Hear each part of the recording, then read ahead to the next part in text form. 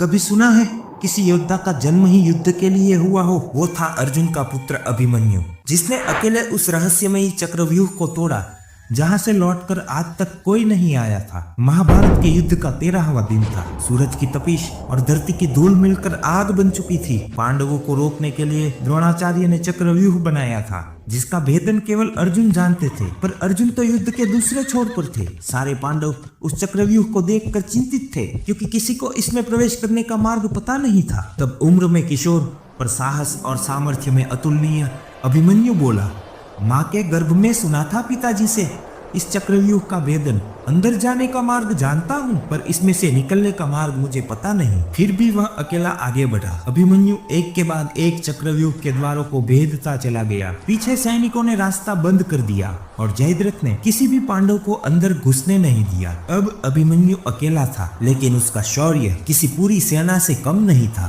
द्रोणाचार्य, कृपाचार्य, कर्ण, दुर्योधन, दुशासन और शकुनी, ऐसा कोई योद्धा नहीं बचा था जो अभिमन्यु के बाणों से घायल न हुआ हो। जब दुर्योधन ने देखा कि इस बालक को हराना किसी के बस में नहीं है, तब उसने युद्ध के सारे नियम तोड़ दिए। सब मिलकर एक साथ उस पर प्रहार करने लगे। अभिमन्यु घायल हुआ, उसका रथ टूट गया, वो नीचे गिरा, लेकिन उसका साहस नहीं टूटा था। वह रथ का पहिया हाथ में उठाकर एक साथ 6 महारथियों का सामना करते हुए बस एक ही बात कह रहा था, मैं वीर अर्जुन का पुत्र और श्री कृष्ण का शिष्य हूँ। तुम सब कायरों के हाथों मरना मेरा दुर्भाग्य है। ऐसा कहते हुए वो वीर गति को प्राप्त हुआ।